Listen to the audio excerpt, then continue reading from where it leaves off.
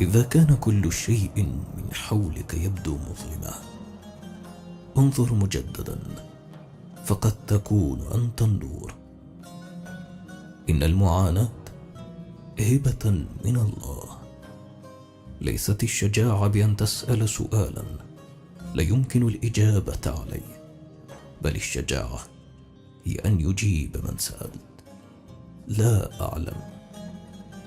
أعجب لأولئك الذين يخافون أن تنكسر الصدفة، لأنهم لو عقلوا لعلموا أن انكسارها سوف يظهر اللؤلؤ في داخلها. وإن أماتوا زهرة في جوفك فبستانك ما زال حيا. لا يمكنك أن تشفى في نفس البيئة التي جعلتك مريضا، أن تخطئ بطريقتك الخاصة أفضل من أن تسير بشكل صحيح في طريق شخص آخر. في الحالة الأولى أنت إنسان، أما في الحالة الثانية لست أفضل من طائر. الإنسان لا يعرف ما يفعل بقدر ما يعتاد ما يفعل.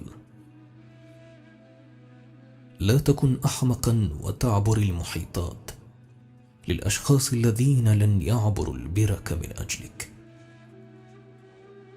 الأيام كفيلة بأن تخلق منك شخصا لا يأبه برحيل أو قدوم أحد. لم أرى نظرات الحب الحقيقية إلا على عتبات المقابر والمستشفيات. نحن أناس لا نتذكر من نحبهم إلا في النهاية.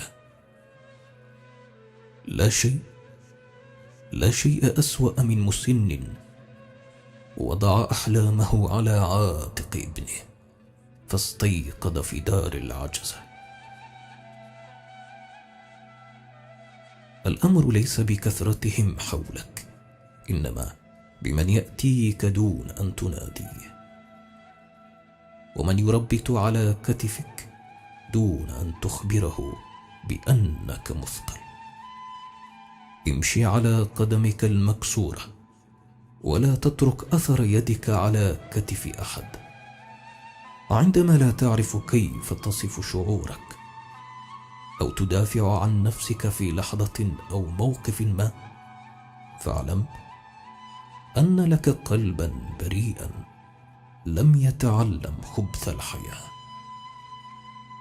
ربما يساق إليك قدر من الله خير من كل أحلامك.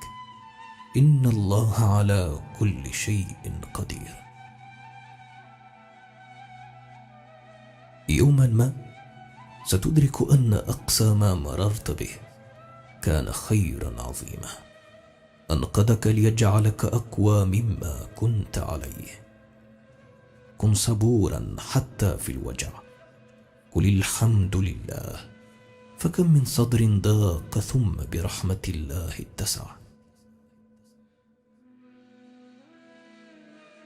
إذا خسرت الدنيا كلها وأنت مع الله فما خسرت شيئا، وإذا ربحت الدنيا كلها وأنت بعيد عن الله فقد خسرت كل شيء. هناك أناس ترتقي بالحوار معهم، وآخرون ترتقي بالصمت عنهم، ويحسبون كسر الروح هينة وهو عند الله عظيم.